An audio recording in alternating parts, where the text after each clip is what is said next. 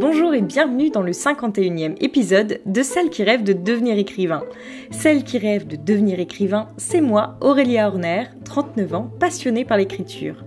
Depuis quelques années, cette activité a pris tellement de place dans ma vie que je suis en cours de reconversion professionnelle pour devenir biographe. Par ailleurs, j'écris des romans. J'ai plusieurs projets en cours d'écriture. Mon tout premier, le plus ancien, celui avec lequel j'ai lancé ce podcast, c'est l'Inde de Suraj. Pour le moment, ce manuscrit est en pause et aujourd'hui, je me consacre essentiellement à l'écriture d'une comédie dramatique qui s'intitule provisoirement, et c'est le cas pour tous mes projets en cours d'écriture et c'est comique sur les hommes de ma vie. Pour m'aider à travailler mon texte, j'ai souscrit à un atelier d'écriture dans le cadre duquel j'ai été accompagnée par une éditrice. Aujourd'hui, l'accompagnement est terminé, mais il me reste ce qu'on appelle la journée des auteurs. Le concept de ce podcast, une sorte de journal de bord dans lequel je m'enregistre spontanément pour partager avec vous mon travail, mon expérience, mes réflexions et mes humeurs autour de l'écriture. Dans cet épisode, je vous parle d'essais, de fil narratif, de rétro-planning, d'équilibre, de lecture, d'influence, de recherche, de personnages secondaires, de livre idéal, d'incarnation, de progression, d'esprit de synthèse, d'adolescence, de conditions idéales, d'inspiration, de procrastination et de bien d'autres choses. Tout de suite, retour en septembre 2023. Bonne écoute à vous. Le dimanche 24 septembre 2023. J'ai pas mal travaillé ce matin, j'en suis arrivée au chapitre 24, c'est-à-dire que j'ai repris le chapitre que j'avais commencé à écrire vendredi, qui était le chapitre 22. Je l'ai terminé, j'ai écrit le chapitre 23 et le chapitre 24 intégralement, et lors de ma prochaine séance, je reprendrai chapitre 25. Je dois également faire un essai avec le premier chapitre de la seconde partie, parce que j'ai peut-être une idée de commencer cette seconde partie plus tard dans le récit pour après revenir en flashback au niveau de la chronologie de ma seconde partie. Bon, c'est un essai que je dois faire. J'aimerais bien me servir d'une scène pour présenter tous les personnages qui vont compter dans cette seconde partie avec leurs problématiques.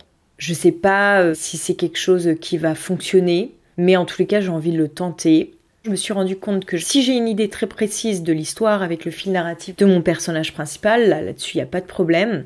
C'est tous mes personnages secondaires et les fils narratifs secondaires qui sont un peu plus flous. Je pense que avant de passer à la réécriture, il va falloir que je travaille la biographie de tous mes personnages pour avoir une idée très claire de là où ils en sont dans leur vie au moment du chapitre, pour pouvoir affiner un peu les différents fils narratifs qui concernent les personnages secondaires. Je ne sais pas si vous voyez ce que je veux dire. Et une fois que tout sera posé, alors seulement, je pourrai passer en réécriture pour condenser mon texte. Alors là, c'est d'ailleurs une hésitation. Est-ce que, avant de passer à la réécriture, il ne vaudrait mieux pas que je relise tout, que je prenne des notes sur chacun de mes chapitres pour voir là où je peux les corriger ? Ou est-ce qu'il faut déjà que je fasse un premier lissage en réécriture pour raccourcir mes chapitres à 12 000 signes avant de passer à une relecture? Mais j'ai peur, en fait, si je passe directement à la correction, d'enlever des fils narratifs que je serai obligée de rajouter plus tard parce qu'en relisant la globalité de mon texte, je me rends compte qu'il manque. Sauf que de relire mon texte avec toute cette masse, ça va me prendre beaucoup plus de temps que si je l'avais déjà raccourci. Bon, je n'ai pas encore tranché sur les questions. Je verrai le moment venu. Pour l'instant, je n'en suis pas du tout là. Donc là, j'ai regardé un peu par rapport à mon rétro-planning. Je suis censée avoir terminé la mise en place et la réécriture de la deuxième partie le 31 octobre. Si je travaille sur un chapitre par jour, je suis largement dans les temps, puisque là, il m'en reste une quinzaine à traiter, même moins, puisque j'en ai 14 précisément. Donc ça veut dire 15 jours à peu près pour terminer la réécriture de tous ces chapitres. Et puis après, j'ai encore 2 semaines pour travailler la biographie de mes personnages, rajouter les fils d'intrigue secondaires manquants et faire la correction de la première partie des dernières notes que j'ai prises. Bon, ça fait quand même pas mal de choses jusqu'au 31 octobre. Mais si ça me demande beaucoup de travail, je pense que c'est réaliste. Donc pour l'instant, je reste avec ce rétro-planning. C'est vrai qu'en octobre, là, je commence ma formation de biographe, donc je vais être un petit peu moins disponible pour l'écriture de mes romans. Surtout que comme c'est une activité autour de l'écriture, je vais peut-être avoir moins l'envie de passer autant de temps sur mes romans. Parce que ça va faire double écriture, on va dire. Mais bon, on va voir. Je commence aussi à faire des cours de musique à partir de la semaine prochaine. Donc il va falloir que je m'entraîne quotidiennement. C'est pareil, ça va réduire un petit peu mon temps d'écriture. Mais je sens que j'ai besoin de faire une autre activité en plus de l'écriture. Et j'aimerais faire une activité artistique avec d'autres personnes. Et je me dis que la musique, c'est le meilleur moyen de rentrer en contact avec d'autres personnes. Alors c'est vrai que dans un premier temps, c'est encore un exercice solitaire, parce que le temps d'apprendre un instrument, ça se fait tout seul. Mais bon, je sais que l'objectif, ça serait que dans 1 an, je puisse intégrer un groupe de musique. Je suis peut-être un peu ambitieuse. Voilà, je suis encore en train de chercher l'équilibre dans ma vie autour de l'écriture. Comment faire de l'écriture mon activité principale sans être complètement statique, complètement solitaire, tout en gagnant ma vie. Ça fait beaucoup de paramètres à prendre en compte pour garder l'écriture au centre de ma vie. Je voulais rebondir sur quelque chose que j'entends souvent dans différents podcasts ou autres, même la dernière fois à la Journée des auteurs, l'animatrice, qui est aussi une autrice par ailleurs, l'a redit, c'est qu'elle nous conseillait de ne pas lire lorsqu'on était en train d'écrire, pour ne pas être influencé par la langue d'un auteur. Et je ne suis absolument pas d'accord avec ça. Moi, si je ne lis pas pendant que j'écris, je ne lirai plus du tout, et il me semble indispensable de lire pour pouvoir écrire. Alors oui, dans l'absolu, si je n'écrivais pas tout le temps, peut-être que je pourrais me permettre de ne pas lire quand je suis en phase d'écriture, mais comme j'écris quasiment tous les jours, alors certes je suis pas toujours en phase de premier jet, de création à l'état pur, mais comme c'est la première chose que je fais le matin en me réveillant, j'ai l'impression que les influences que je pourrais avoir par ma lecture par ailleurs sont très ténues. Je lis le soir, je lis l'après-midi, mais je ne lis jamais avant ma séance d'écriture. Après, comme je vous disais, il n'y a pas si longtemps que ça, j'ai tout un passage de mon roman qui a été influencé par l'une de mes lectures du moment. Mais parce que j'aimais bien comment c'était écrit, et donc des fois j'ai tendance à reproduire des choses que j'aime bien. Mais c'est pas parce que je les reproduis que je vais les laisser telles quelles, ça me permet de m'approprier de nouvelles choses pour enrichir mon style, mais après, en retravaillant mon texte, en l'harmonisant, ça va se lisser. Et je vais les remettre à ma sauce, donc finalement l'influence ne se verra plus tellement. Et je pense qu'au contraire, c'est tellement important de lire et même de regarder des films. Moi, tant que je peux, alors je le fais pas toujours après le visionnage de films, parce que souvent je regarde les films le soir et qu'il est l'heure d'aller me coucher, et que j'ai un peu la flemme de prendre des notes.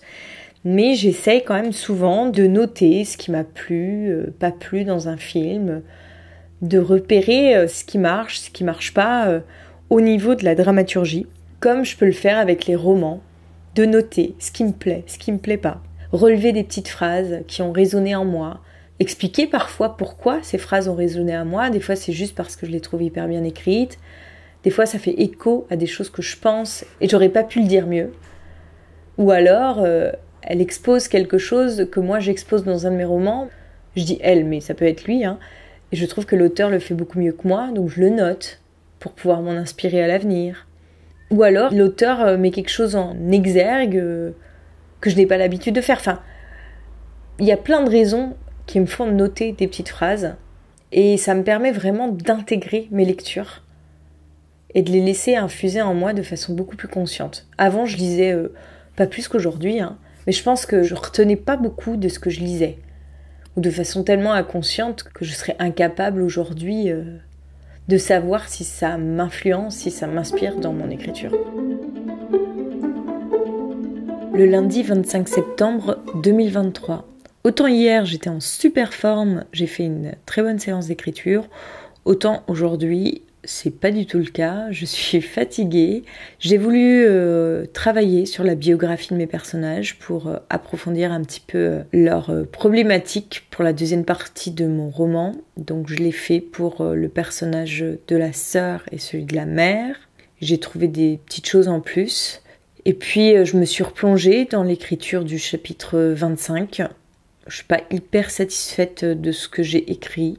J'ai du mal à me concentrer. Donc là, il est presque 10 heures, j'ai encore à peu près 1 heure d'écriture, donc j'ai décidé de repartir sur la retranscription de mon journal, histoire de varier le plaisir. C'est quelque chose que je fais quand je suis pas inspirée pour mon roman. Au moins, j'ai l'impression d'avancer un peu parce que ça peut me donner des idées. Je fais aussi des recherches. Là, je suis en train de lire le livre Le cœur sur la table de Victoire Tuaillon. Je prends des notes, ça m'inspire aussi, ça me permet de réfléchir aux différents sujets que je vais aborder, d'approfondir mon texte. Voilà, j'essaye que ces séances qui sont un peu en dessous n'impactent pas trop mon moral parce que sinon après c'est un peu difficile à gérer. J'ai pas envie d'être déprimée le reste de ma journée quand j'ai fait une mauvaise séance d'écriture, ce qui m'est pas mal arrivé ces derniers temps. Là j'essaye de tempérer mon humeur parce que le but ce n'est pas que l'écriture me rende malheureuse. D'autant plus que c'est quelque chose que j'adore faire, c'est juste qu'il y a des moments c'est plus difficile que d'autres. Surtout quand on essaye d'écrire un roman et de l'amener à son terme, bah oui, il y a des moments qui sont moins agréables que d'autres, des moments qui demandent de faire des efforts, dans lesquels on se sent moins à l'aise, qui demandent du travail, ce n'est pas que du plaisir. Je rencontre plusieurs difficultés qui sont un petit peu toujours les mêmes. Déjà, j'ai tendance à m'embrouiller dans mes différents fils narratifs. J'ai toujours le sentiment que mes personnages m'échappent ou que je ne les connais pas assez bien, que je ne les saisis pas assez bien. Ce qui est peut-être un peu le cas, parce que je les découvre au fur et à mesure que j'écris cette histoire. Ils s'approfondissent au fur et à mesure. De nouvelles idées me viennent sur ce qui leur est arrivé.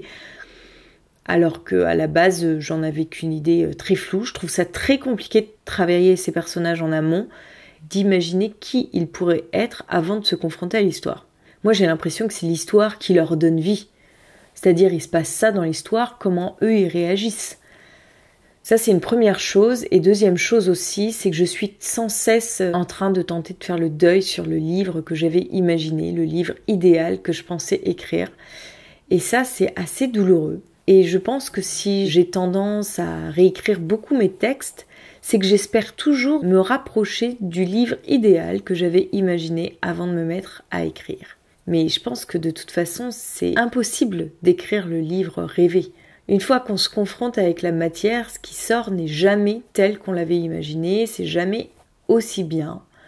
Et moi, je trouve que c'est rarement mieux que ce que j'avais prévu. Alors, il y a des nouvelles choses qui jaillissent au fur et à mesure que je travaille mon texte, que je n'avais peut-être pas anticipé en amont. Mais le premier jet, il est quand même bien en deçà de ce que j'avais rêvé de faire. Le mardi 26 septembre 2023. Aujourd'hui, ça va beaucoup mieux qu'hier. Je suis en bien meilleure forme, ce qui fait que je suis bien plus efficace dans ma séance, dans mon écriture. J'ai travaillé sur 3 chapitres. Alors, je vois mon texte s'allonger avec angoisse. Pour l'instant, j'ai plutôt l'impression de poser les jalons de cette seconde partie, même si je l'avais déjà un peu fait dans les versions précédentes, mais en respectant un peu plus le ton que j'ai donné à la première partie. Alors pour l'instant c'est très long, j'ai plein de chapitres à raccourcir, mais bon ça je verrai ça dans un second temps. Pour le moment j'ai besoin d'affiner mon propos, d'ajuster mes idées, et donc j'ai besoin un peu de me répandre, on va dire, pour vraiment faire sortir tout ce que j'ai envie de faire sortir.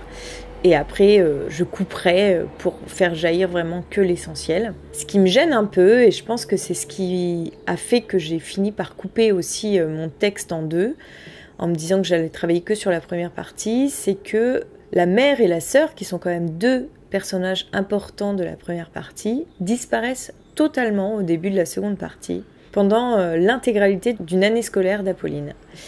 Ce qui est énorme.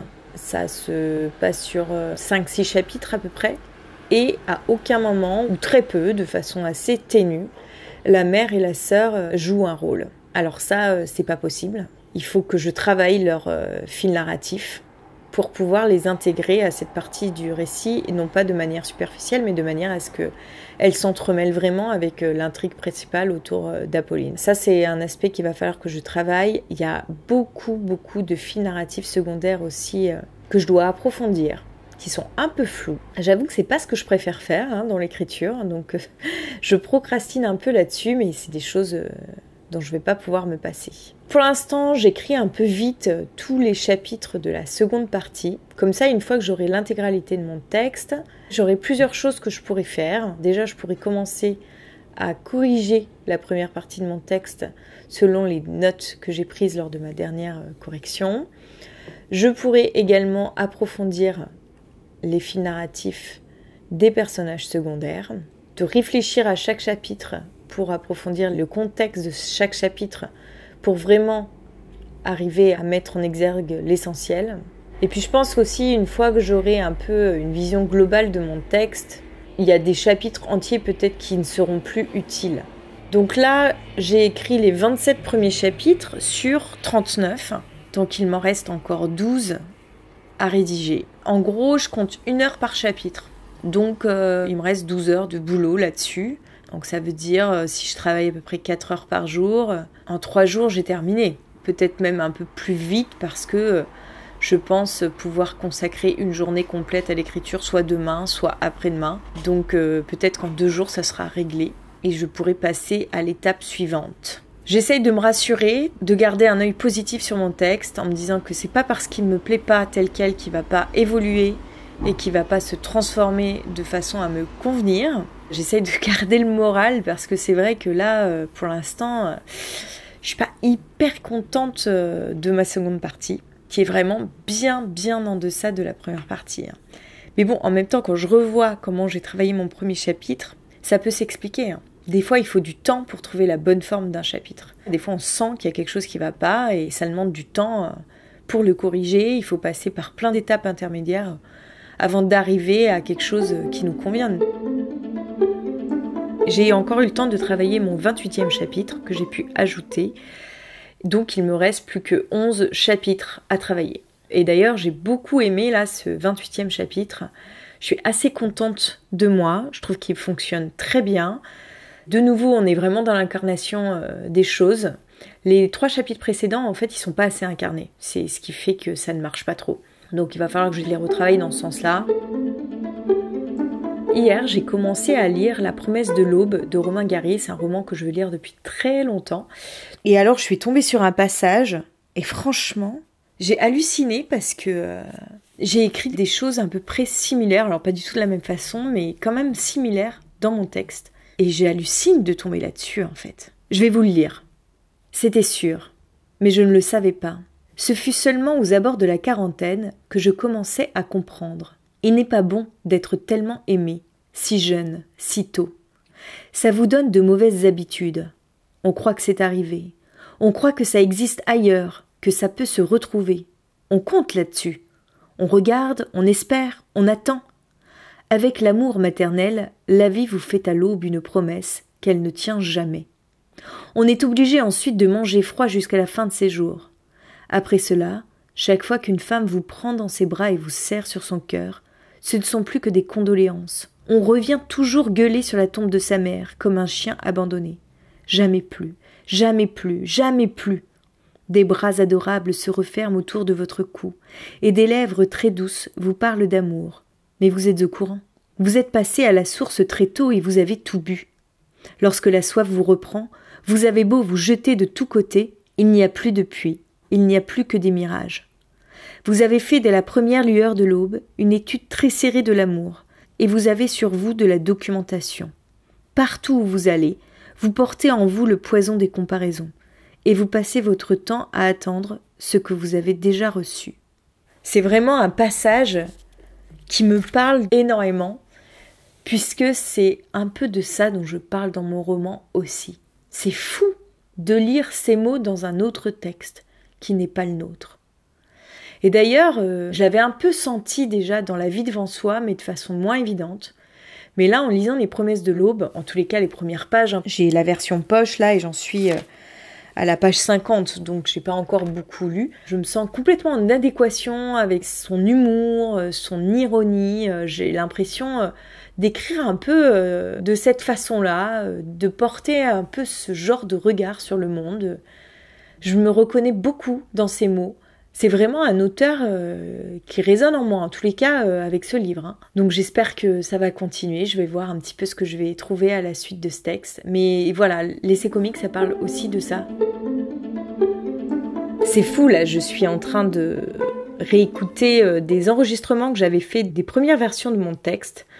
de la version 4 et 5 de mon roman de l'essai comique que j'avais enregistré lorsque j'hésitais entre différents débuts. C'était en avril le dernier. Donc là, je suis en train de préparer le podcast de cette période et donc je retombe sur ces enregistrements que je ne vais pas pouvoir partager avec vous malheureusement, même si je me pose quand même la question parce que je trouve que c'est intéressant de voir comment un texte évolue.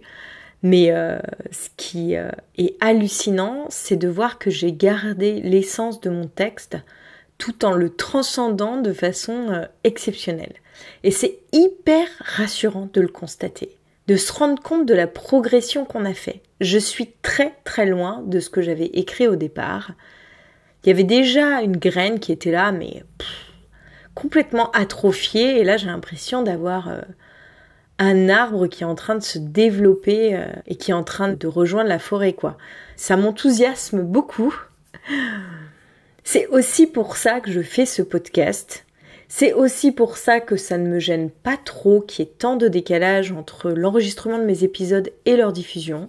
Ça me permet de prendre du recul par rapport à ce que je peux partager ou pas avec vous, par rapport à ce que je vis, et des fois d'être un peu plus synthétique, parce que j'ai tendance quand même, quand c'est sur le vif, à m'étaler un peu et à me répéter. Ça, c'est quelque chose sur lequel je travaille, mais c'est long.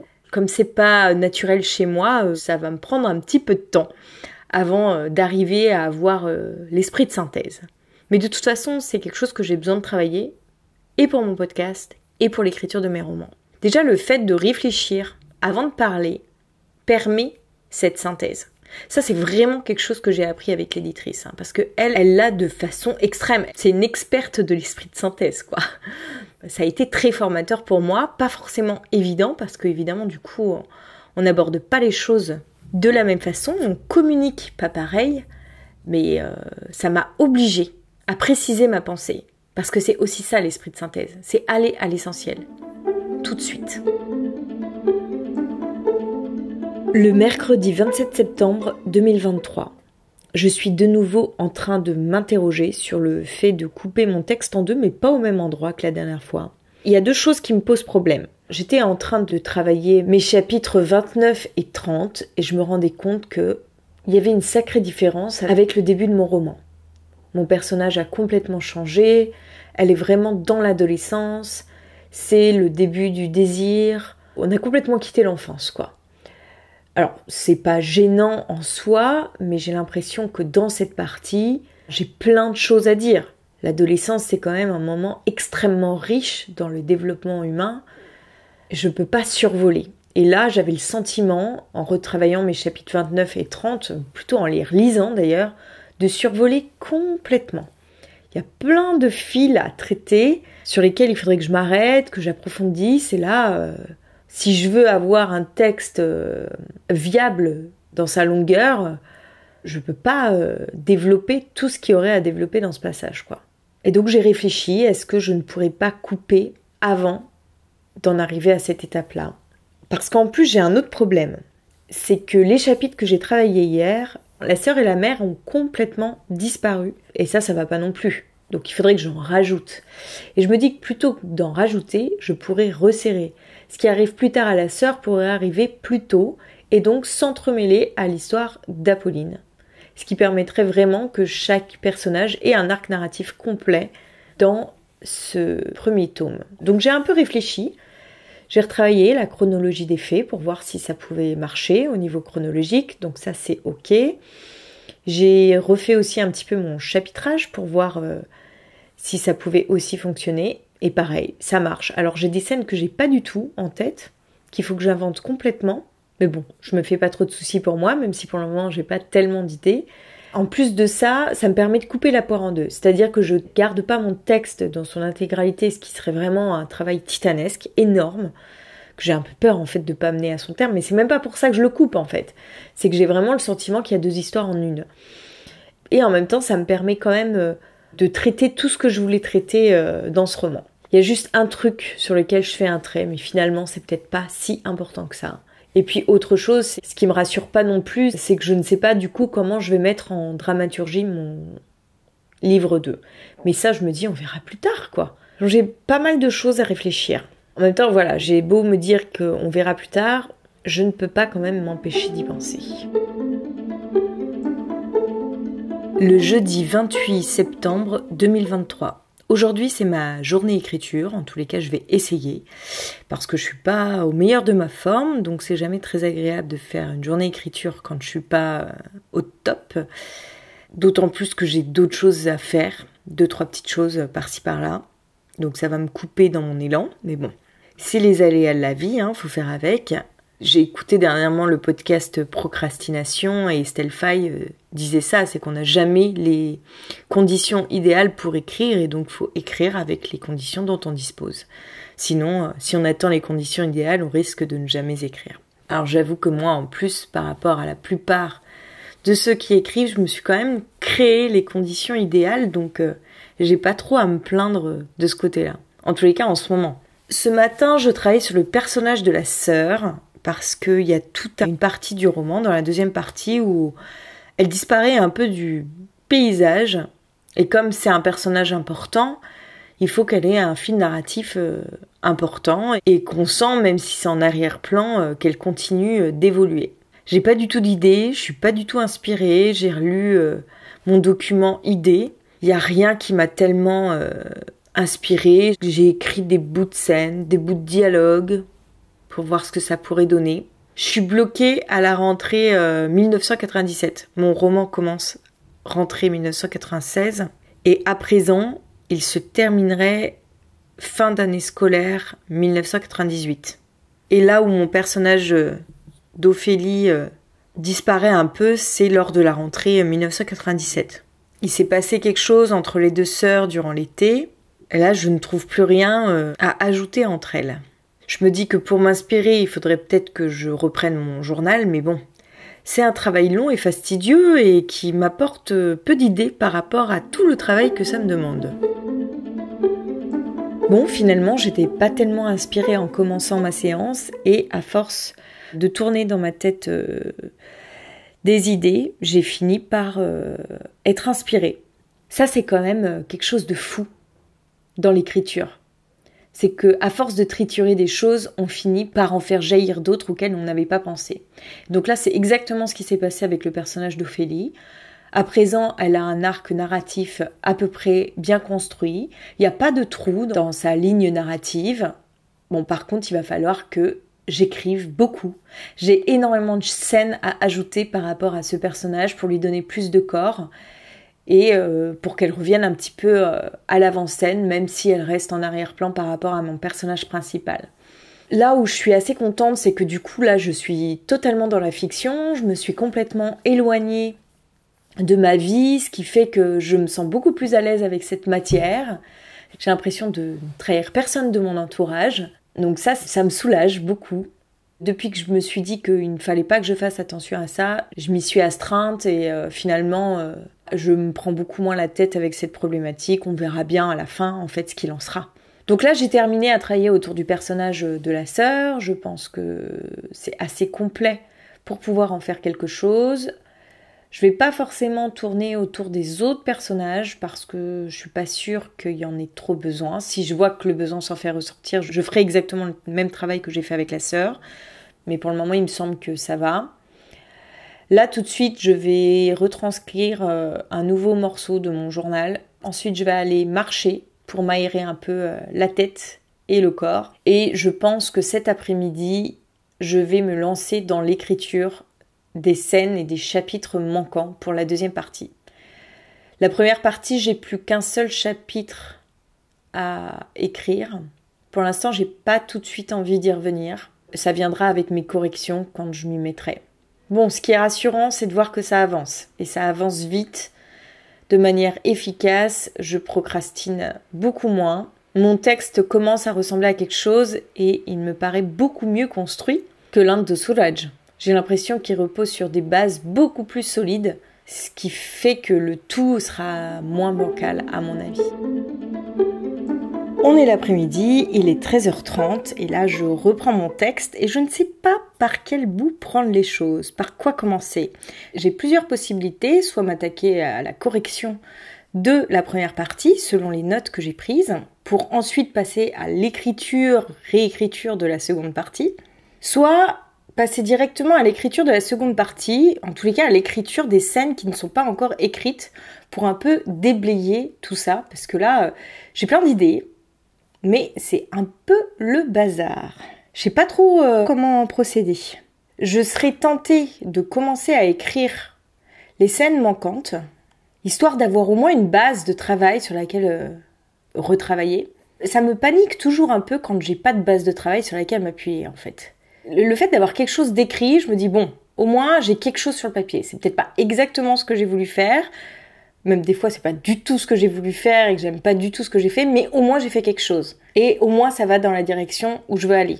Quand j'ai rien, c'est un peu vertigineux, je me dis oh là là, je sais plus du tout où j'en suis, est-ce que je vais arriver à écrire ce passage, je vais relire peut-être mon document correction, je vais peut-être commencer à corriger depuis le début, parce que je crois que j'avais hiérarchisé mes corrections. Il y avait celles qui étaient vraiment à faire tout de suite, et puis celles qui étaient moins urgentes, qui étaient à faire une fois que j'aurais terminé tout le texte. Puis je me dis que ça serait bien de poser les jalons en écrivant les scènes et les chapitres manquants. Comme ça, j'ai à peu près tout. Et puis après, je peux commencer à corriger. Souvent, quand je procrastine comme ça, c'est que c'est flou. Je sais plus trop où j'en suis, je me perds. Et je sais pas comment on fait pour pas se perdre. Moi, je me perds tout le temps dans mon roman, quoi. Heureusement que je suis pas en train d'écrire une saga de fantasy en 17 tomes, quoi. Parce que là, je sais pas du tout comment je m'en sortirais. C'est tout pour aujourd'hui. Si vous avez aimé cet épisode, n'hésitez pas à le partager autour de vous et à laisser un commentaire et des étoiles sur les plateformes qui le permettent. Vous pouvez également me le dire et m'envoyer un message via Instagram @AureliaHorner. Toutes les références sont dans la description de l'épisode. En attendant, on se retrouve la semaine prochaine, même jour, même lieu, même heure, vendredi à 18h sur votre plateforme d'écoute préférée pour la suite de mes aventures. Un grand merci pour votre écoute, bonne semaine à vous et à bientôt.